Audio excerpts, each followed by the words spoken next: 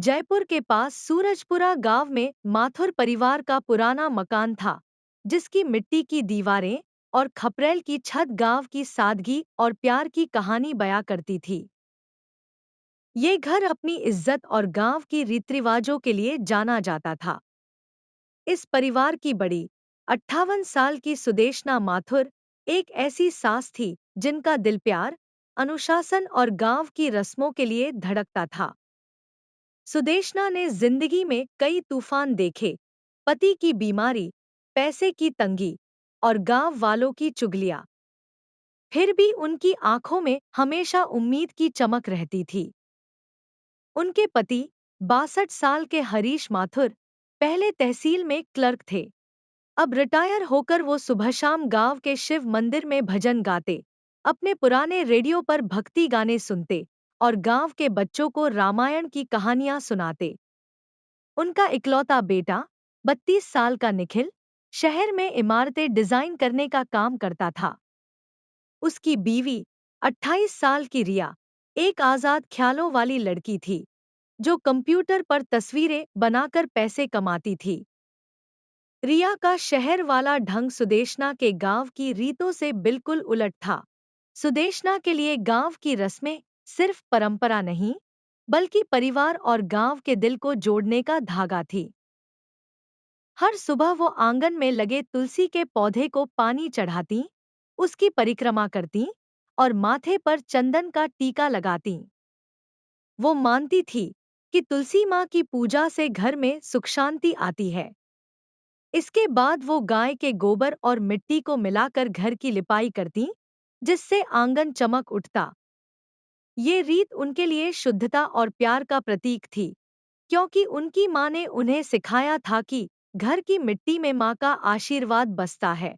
हर शाम सुदेशना गांव के शिव मंदिर में मिट्टी का दिया जलाती। वो दिए को अपने हाथों से बनाती, उसमें देसी घी और कपास की बत्ती डालती और भगवान को गुड़ और चावल का भोग चढ़ाती। इस रस्म के दौरान वो मंदिर के आंगन में बैठकर भजन गाती और गांव की औरतें उनके साथ सुर मिलाती। ये पल उनके लिए इतने पवित्र थे कि उनकी आंखें नम हो जातीं।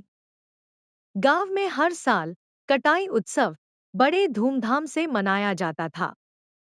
फसल कटने के बाद सारे गांव वाले मंदिर में इकट्ठा होते।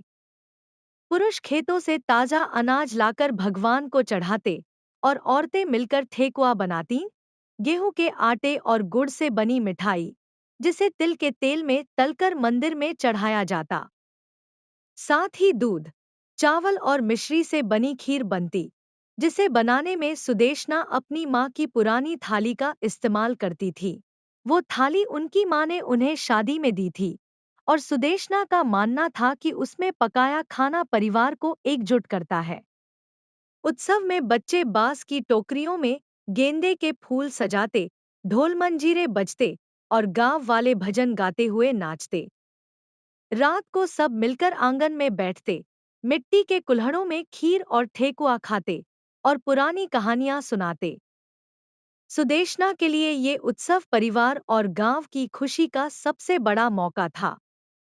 लेकिन रिया को ये रस्में पुरानी और बेकार लगती थी। वो रात रात तक कंप्यूटर पर काम करती, सुबह देर से उठती और घर के काम से भागती। सुदेशना ने कई बार उसे प्यार से समझाया, बेटी, तुलसी को पानी देना, मंदिर में दिया जलाना, ठेकुआ बनाना, ये सब हमारे घर की रौनक बढ़ाते हैं। पर रिया को लगता कि सुदेशना उसकी आजादी छीन रही है। निखिल, जो अपनी माँ की बहुत इज्जत करता था और रिया से प्यार भी, दोनों के बीच फंस गया। वो रिया से कहता, माँ की बात थोड़ी मान लो, पर रिया कहती, मैं अपनी जिंदगी अपने ढंग से जीना चाहती हूँ। एक बार सुदेशना ने रिया को गांव की बड़ी लक्ष्मी पूजा की जिम्मेदारी दी। ये पूजा माथुर परिवार और गांव के लिए दिल से जुड़ी थी। हफ्तों पहले सुदेशना तैयारियां शुरू करती थी। वो गांव के कुम्हार से मिट्टी के दिए मंगवाती, जिन्हें वो खुद रंगती और आंगन में सजाती। घर को आम और अशोक के पत्तों की माला से सजाया जाता और आंगन में रंगोली बनाई जाती। रंगोली के लिए गेहूं का आटा, चावल का पाउडर और गेंदे के फूलों का इस्तेमाल होता, जिसमें कमल और दिए के डिजाइन बनाए जाते थे। सुदेशना हर साल रंगोली में एक छोटा सा सूरज बनाती, जो उनके लिए परिवार की उज्जवल भविष्य की निशानी था। पूजा के लिए भोग में गुड़ की खीर, गेहूं का हलवा और पूरियां बनती, जिन्हें सुदेशना अपनी मां की पुरानी थाली में बनाती। वो मानती थी कि इस भोग में परिवार का प्यार और एकता घुली होती है। गांव की औरतें मिलकर पूजा में भजन गाती और बच्चे मंदिर के आसपास दिए जलाते। सुदेशना चाहती थी कि रिया ये रीत सीखे और इसे दिल से अपनाए। रिया ने हाँ तो कर दी, पर उसका मन अपने कंप्यूटर के काम में था। पूजा के दिन उसने जल्दबाजी में तैयारियां की। मिट्टी के दिए टेढ़े मेढ़े रखे, रंगोली में आधे डिजाइन छोड़ दिए और भोग में गुड़ की जगह चीनी डाल दी। गांव की औरतों ने इसे देखकर ताने मारे, ये शहर वाली बहू को हमारी रीत की कद्र नहीं। सुदेशना ने गुस्सा नहीं किया। वो रिया को पास ले गई और धीरे से कहा, बेटी, ये पूजा सिर्फ रस्म नहीं, हमारे परिवार और गांव के दिल को जोड़ने का बंधन है। इसमें हमारा प्यार और विश्वास बसता है। रिया को ये बात चुभ गई। उसने गुस्से में कहा, आपको हमेशा मेरी गलती ही दिखती है, और अपने कमरे में चली गई। उस रात सुदेशना अकेले मंदिर गई, दिया जलाया और रिया के लिए दुआ मांगी। उनकी आंखें नम थी, क्योंकि वो रिया को अपनी बेटी की तरह प्यार करती थी। कुछ दिन बाद गांव में कटाई उत्सव की तैयारियां शुरू हुईं। इस उत्सव में गांव वाले खेतों से ताजा अनाज मंदिर में चढ़ाते। औरतें ठेकुआ, खीर और बेसन के लड्डू बनाती, जिन्हें मंदिर में चढ़ाने के बाद गांव वालों में बांटा जाता। बच्चे गेंदे और चमेली के फूलों से बांस की टोकरियां सजाते और पुरुष ढोल मंजीरे बजाकर भजन गाते। सुदेशना ने रिया को बुलाकर कहा कि वो ठेकुआ बनाने में मदद करे। रिया ने मना कर दिया, क्योंकि उसका एक बड़ा क्लाइंट प्रोजेक्ट था। उसी दौरान निखिल को एक बड़ा काम मिला, जिसके लिए उसे विदेश जाना था। सुदेशना ने रिया को समझाया, बेटी, निखिल को तुम्हारा साथ चाहिए। पति पत्नी को मुश्किल में एक दूसरे का हाथ थामना चाहिए। पर रिया ने अपनी व्यस्तता का बहाना बनाकर मना कर दिया। निखिल अकेले चला गया। रिया अपने काम में और डूब गई। फिर एक दिन हरीश को अचानक सीने में तेज दर्द हुआ। उन्हें दिल का दौरा पड़ा और तुरंत जयपुर के अस्पताल ले जाना पड़ा। उस वक्त रिया अपने क्लाइंट से बात कर रही थी और फोन नहीं उठाया। सुदेशना ने अकेले सब संभाला। वो गांव के सरपंच से बैलगाड़ी मांगकर हरीश को शहर ले गई। रात भर वो हरीश के पास बैठी रही, मंदिर में दिया जलवाया और गांव वालों से दुआ मांगी। जब रिया देर से अस्पताल पहुंची, तो सुदेशना ने उसे शांति से कहा, बेटी, काम जरूरी है, पर परिवार उससे बड़ा है। अगर आज मैं न होती, तो हरीश को कौन संभालता? रिया का दिल टूट गया। उसे अपनी गलतियां दिखने लगी।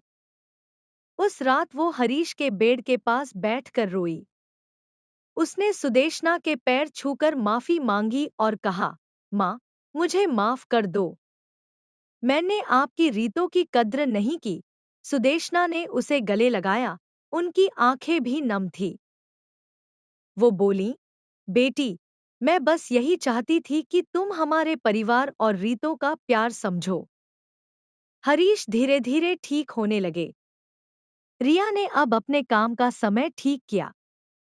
वो सुबह सुदेशना के साथ तुलसी को पानी चढ़ाने लगी, आंगन में गोबर से लिपाई करने लगी और शाम को मंदिर में दिया जलाने लगी। उसने गांव की औरतों के साथ ठेकुआ, खीर और हलवा बनाना सीखा।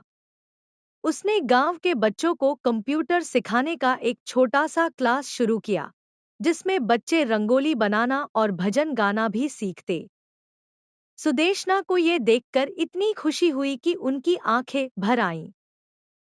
जब निखिल विदेश से लौटा तो उसने देखा कि रिया और सुदेशना अब माँ बेटी की तरह रहती थी। अगले साल के कटाई उत्सव में रिया ने सुदेशना के साथ मिलकर पूरे गांव के लिए भोज तैयार किया। उसने अपने हाथों से ठेकुआ बनाया, मिट्टी के दिए सजाए, आम और अशोक के पत्तों की माला बनाई और रंगोली में सूरज का डिजाइन बनाया, जैसा सुदेशना बनाती थी। उसने गांव के बच्चों के साथ भजन गाए और ढोल मंजीरे की थाप पर नाची। गांव वालों ने रिया की तारीफ की। सुदेशना ने उसे गले लगाया, उनकी आंखों में खुशी के आंसू थे। वो बोली, बेटी, तुमने हमारी रीतों को अपने दिल में बसा लिया। अब ये घर तुम्हारे प्यार से और रौनक हो गया। सुदेशना की समझदारी और गांव की रस्मों के प्रति उनका प्यार रिया के दिल में उतर गया। ये कहानी थी एक सास के सच्चे प्यार और गांव की रीतों की, जिन्होंने एक परिवार को जोड़ा और रिया को जिंदगी का असली मतलब सिखाया।